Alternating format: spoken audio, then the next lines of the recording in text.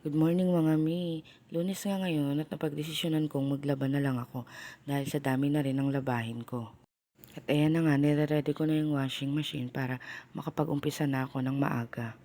Sa oras na yan, siguro mga 6 o'clock na yan. Bali, inaantay ko na rin kasi yung pag-uwi ng asawa ko dyan kasi panggabi siya. Uunahin ko munang isa lang dyan, yung mga puting damit ng dalawa kong anak.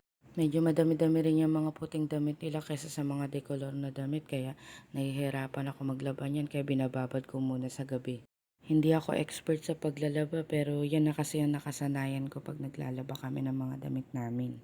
Pagkatapos ko magsalang ng mga damit nila, umakyat muna ako sa taas para ipagtimpla ng dede yung anak kong bunso. Masarap naman yung tulog niya ngayon kaya lang pag minsan pag nakarinig siya ng tunog galing sa labas, nagigising agad siya. Pagkatapos ko nga siyang ipagtimpla ng dede niya, bumaba na ako para magtimpla naman ako ng kape ko. Habang nagpapaikot ako, nag-almusal muna ako. Yung asawa ko, dumating na niya, nandun lang siya sa likod ko. Ayaw niya kasi magpakita sa video eh. Tinangag hotdog at kape nga yung almusal ko ngayong araw. Yung asawa ko kanina, nauna na siya mag-almusal. Bali, bumili lang siya ng pansit din sa labas. Tapos yun ang kinain niya. Kasi isipin nyo, hindi ko siya inaalok. Andun lang siya sa likod ko. Pero nauna na talaga siya mag-almusal sa akin. Fast forward, ayan nga, nagising na yung dalawang makulit. Ayan na yung ate namin, nag-aalmusal na siya. Habang nag-aalmusal siya, nagsalang na rin ako ng sinaing namin. Yung sinaing ko nga, pang hanggang gabihan na namin yan. Kasama na rin dyan yung babaunin ng asawa ko. Kung napapansin nyo, kaldero ng rice cooker yung pinagsasaingan ko. Pero hindi ko yan isasalang sa rice cooker dahil nasira na yung rice cooker namin. Isasalang ko na lang siya dun sa kalan namin. Kasi pwede naman siya dun isalang. After ko nga magsalang ng sinaing, ipagtitimpla ko naman ng gatas yung bunso kong anak. Bising-busy siya paglalaro dun sa gilid pero siguro gutom na yan. Mga mi, yung anak ko, dalawa lang sila. Yung panganay ko, 6 years old, tapos yung bunso ko, 1 year old. Na nga, tapos ko na siya ipagtimpla ng gatas niya, kaya pahigain ko na siya niya sa sofa bed. Ayan, tignan mo, sobrang kulit niya, pati yung mga laruan niya, kinakain niya pa. Bale, yan, yung ate niya, pasilip-silip pa sa binibidyo ko.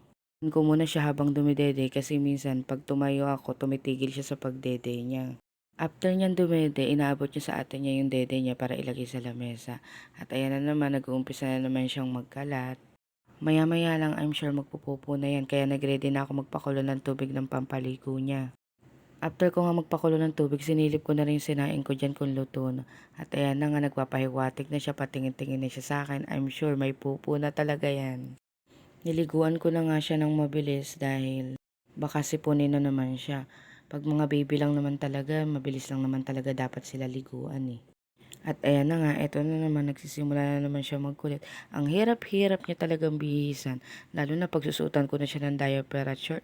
May patakbo-takbo pa yan. Ayan, sinabihan ko nga yakapin niya si ate niya para maayos ko yung diaper na sinusuot ko sa kanya.